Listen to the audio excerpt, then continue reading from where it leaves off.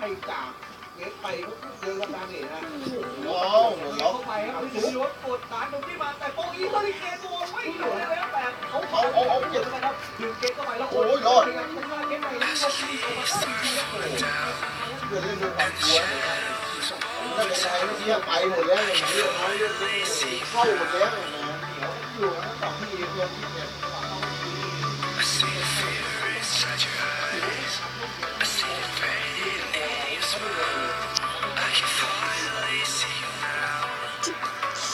โอ้ย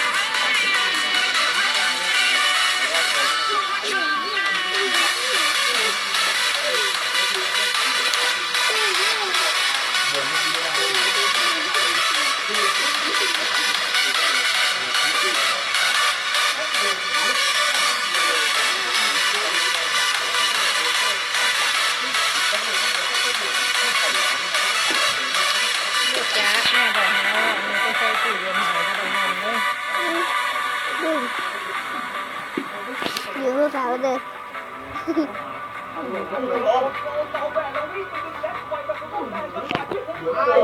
เดี๋ยวเอาใส่ให้